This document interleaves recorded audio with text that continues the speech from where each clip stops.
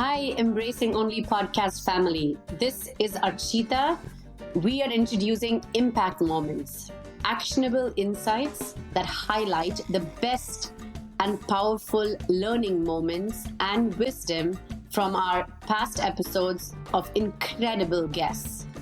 In this highlight reel, you'll hear leadership lessons from a combat veteran, taking action to be anti-racist, mastering workplace negotiations, leveraging your uniqueness for success.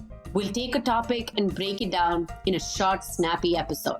So click on the link in the show notes to continue listening to these impact moments with our amazing guests.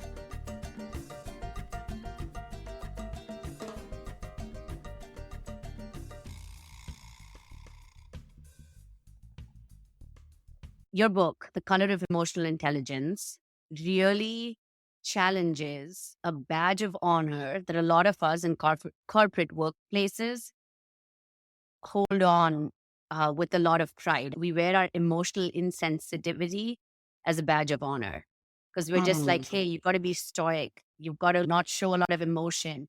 And you challenge that notion in so many different ways. So why is the color of emotional intelligence the revolution we didn't know we needed? Ooh, great question. I have been saying recently, because I'm hearing more and more, why do we talk about emotions? Why can't we just leave emotions at the door? What's the big deal? Let's just do work. And I scoff at that because the thing is, these organizations, these corporations, they actually do want you to have emotions, just certain emotions, right? They want happy employees. Happiness is an emotion. But they don't want a frustrated employee or someone that's going to give some type of feedback, which would be perceived as negative.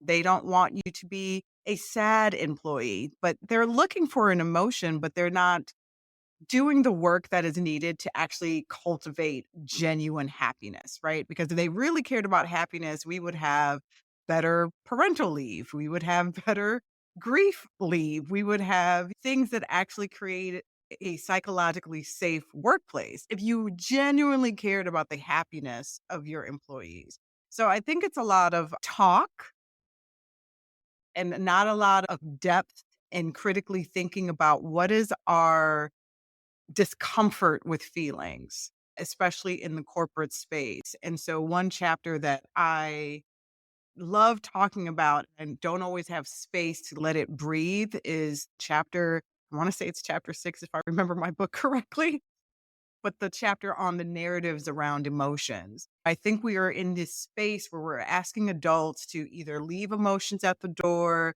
or to only show up a certain way. And the question really is, what have we collectively learned about feelings? What have we learned about our emotions from our family of origin? What have we learned about it within society? And if we really take a moment to step back, especially after 2020 and the rise of empathetic leadership, and we really have to understand that people are going through change and grief, and leaders don't know how to do it. They don't know how to show up, especially male leaders in the midst of this desperate need to be empathetic. And it's because what have we told little boys? Man up, don't cry, walk it off, don't be a little girl. And little girls, we've told them to not be tender as well because we microaggress them with, is it that time of the month? You're being overly emotional. Don't be a baby. So we've told our children to not be tender. We haven't given them tools to process emotions well. And then they become adults that we work with, that we work for. And we're expecting them to empathize. We're expecting them to be tender. We're expecting them to have some social awareness, effectively communicate what they're feeling, and they don't have the skills to do it. So, what's the easiest thing to do? Shut it off. Let's not talk about it. Because I learned that we sweep things under the rug. I learned we don't talk about our emotions, or I learned that I can express feelings, but only in a certain way. And so we have all of these emotionally dysregulated adults, oddly enough, talking about how important it is to have emotional intelligence as the skill set for leadership. So it's a bit mind boggling. There is some cognitive dissonance there. But I feel that it's so important for us to recognize that emotions do have a place because we literally live and act based off of the emotions that we feel, whether or not we're cognizant of them or not. And I have a little bit of a follow-up question here, Farah, and Archita probably knows where this is going I know. because I am just coming to terms with the fact that I have feelings, thanks to Archita. Yes. But, you know, as I'm listening to you, I'm really interested in your perspective because I think being a military leader, which everybody by now knows that's my background, and then you shift into the civilian space, there are some tenets of leadership that I think are common in the two spaces, both military and civilian. And one of those is, I think my favorite military tenet is that you need to care about your people, all of them, even if you don't like them, right? Even if Mm. you don't like the people that work for you have to care about them because it's an honor and a privilege to be a leader. And if you can't care about them all equally, then you need to go do something else. So I believe that. I definitely believe. However, the flip side to that is as a leader, you don't get a bad day. So if you're sad today, if you're upset today, you need to pull it together and convey whatever it is that you need to convey in a way that is going to be very, for lack of a better word, tactical, right? Mhm. Considering your employee's perspective, but you take your own whatever negative emotion it is out of it because you don't get a bad day. You don't get to show up and be annoyed in front of your people because you've been entrusted with these lives. So when you think about some of that, how do you navigate that? What would you say to unpacking that? Yeah. So first, I do want to challenge a Yes. couple of things Yes, from please do. Please do. Because my answer was going to be like, girl, it depends. Make space. But for us, Make space. yes. So one, I want to challenge the word negative emotions. We don't have negative or positive emotions. We all have natural emotions that can have negative or positive actions, responses, etc. So to be angry is not a negative thing. It's what you do with that anger that could be negative because it's just natural. And not having a bad day is interesting. I actually did a post, I want to say maybe this was like 2 years ago, where in my onboarding process, I had asked my then assistant to let me know when she was having a bad day so that I understood what to expect from her. So that if something was off, if there was something personal going on, if it is current events that was impacting her, I wanted to make sure that there was honesty and safety for her to go, I'm not going to be able to show up as my best today so that I knew how to navigate around it. Okay, if there isn't a major deadline that's needed, then is this a day that you need to do a half day? Is this a day that you take off? Is this a day where I'm understanding how to best communicate with you, that I might minimize the amount of touch points between you and I?